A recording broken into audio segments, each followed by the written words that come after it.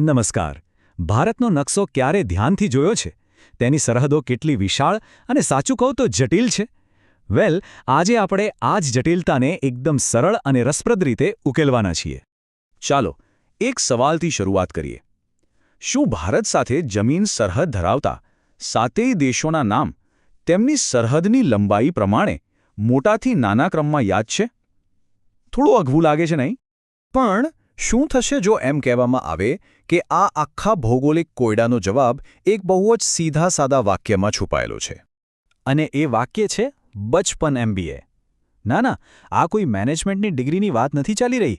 આ તો ભારતની સરહદોના ભૂગોળને કાયમ માટે મગજમાં બેસાડી દેવાની એક જાદુઈ ચાવી છે. તો ચાલો, આ ચાવી કેવી રીતે કામ કરે છે એ જોઈએ. ચાલો, આને બે ભાગમાં તોડીએ.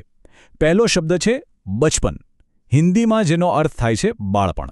આ શબ્દ એ ચાર દેશોનું પ્રતિનિધિત્વ કરે છે જેમની સાથે ભારતની જમીન સરહદ સૌથી લાંબી છે. તો સૌથી પહેલા બચપનનો BA એટલે કે બાંગ્લાદેશ માટે. આ જાણીને થોડું આશ્ચર્ય થઈ શકે છે. મોટાભાગના લોકો એમ જ માને છે કે ચીન કે પાકિસ્તાન સાથેની સરહદ સૌથી લાંબી હશે. પણ હકીકત એ છે કે ભારતની સૌથી લાંબી જમીન સરહદ બાંગ્લાદેશ સાથે છે. એનું કારણ એ છે કે એ ખૂબ જ વાંકીચૂકી અને જટિલ છે. અને જાણો છો, આ સરહદ ખાલી એક લાઇન નથી. એ એક સહિયારી સંસ્કૃતિ અને ભાષાનું પ્રતીક છે. સરહદની બંને બાજુના લોકો બંગાળી બોલે છે અને રવિન્દ્રનાથ ટાગોરનું આ પ્રખ્યાત વાક્ય એ અતૂટ જોડાણને ખૂબ સુંદર રીતે દર્શાવે છે.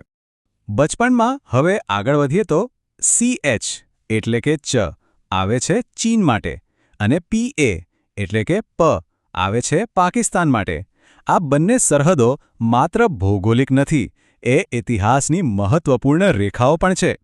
ચીન સાથેની જે સરહદ છે, ખાસ કરીને અરુણાચલ પ્રદેશ પાસે, તેને આપણે મેકમોહન લાઇન તરીકે ઓળખીએ છીએ. આજે પણ આ જ લાઇન બંને દેશો વચ્ચેની વાસ્તવિક સીમા તરીકે કામ કરે છે. અને પાકિસ્તાન સાથેની સરહદ માટે છે રેડ ક્લિફ લાઇન. આ લાઇન 17 ઓગસ્ટ 1947ના રોજ ભારતના ભાગલા સમયે બંને દેશોને સત્તાવાર રીતે અલગ કરવા માટે બનાવવામાં આવી હતી. હવે બચપનનો છેલ્લો અક્ષર N એટલે કે ન, જે છે નેપાળ માટે. આપણો આ પડોશી દેશ ઉત્તરાખંડ, ઉત્તર પ્રદેશ અને બિહાર જેવા રાજ્યો સાથે સરહદ ધરાવે છે. સારું, તો બચપણ તો પૂરું થયું. હવે આવે છે આપણી ચાવીનો બીજો ભાગ, MBA. ચાલો જોઈએ કે આમાં બાકીના 3 પડોશી દેશોના નામ કેવી રીતે છુપાયેલા છે. અહીં M છે મ્યાનમાર માટે. હવે કદાચ એ યાદ રાખવું થોડું મુશ્કેલ લાગે કે મ્યાનમાર સાથે ભારતના કયા કયા રાજ્યો જોડાયેલા છે. પણ ચિંતા ના કરો, એના માટે પણ એક સરળ ટ્રીક છે. બસ એક શબ્દ યાદ રાખવાનો છે, અરુણા મામી. અરુ એટલે અરુણાચલ પ્રદેશ, ના એટલે નાગાલેન્ડ, મા એટલે મણિપુર અને મી એટલે મિઝોરમ. છે ને એકદમ સહેલું? આ 4 રાજ્યોને યાદ રાખવાની આનાથી સહેલી રીત કદાચ જ હશે. MBAમાં આગળ B આવે છે ભૂટાન માટે. હિમાલયની ગોદમાં વસેલું એક સુંદર અને શાંત રાષ્ટ્ર, જે સિક્કિમ અને અરુણાચલ પ્રદેશ જેવા રાજ્યો સાથે જોડાયેલું છે. અને હવે સૌથી છેલ્લે A જે છે અફઘાનિસ્તાન માટે. આ ભારતની સૌથી ટૂંકી સરહદ છે, ફક્ત 106 કિલોમીટર લાંબી, અને એ કેન્દ્રશાસિત પ્રદેશ લદ્દાખમાં આવેલી છે. આ ચાર્ટ પર એક નજર નાખો. અહીં એકદમ સ્પષ્ટ દેખાય છે કે આપણો બચપન MBAનો ક્રમ કેટલો પરફેક્ટ છે.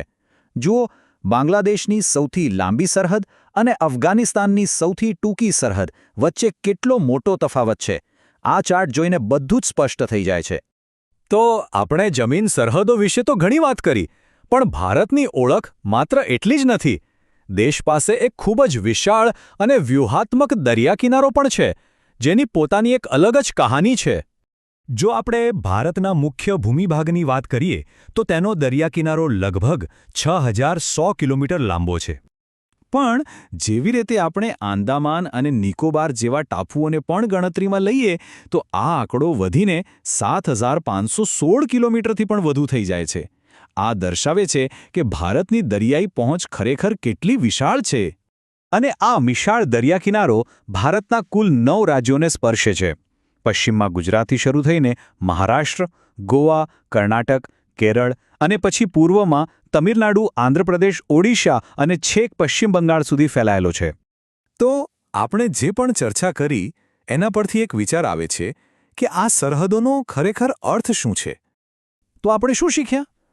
આપણે એક જટિલ ભૌગોલિક પ્રશ્નથી શરૂઆત કરી હતી અને એક સાદા શબ્દ સમૂહ બચપન MBA એ આપણને બધું જ યાદ કરાવી દીધું. બાંગ્લાદેશની સૌથી લાંબી સરહદથી લઈને અફઘાનિસ્તાનની સૌથી ટૂંકી સરહદ સુધી બધું જ એક ક્રમમાં.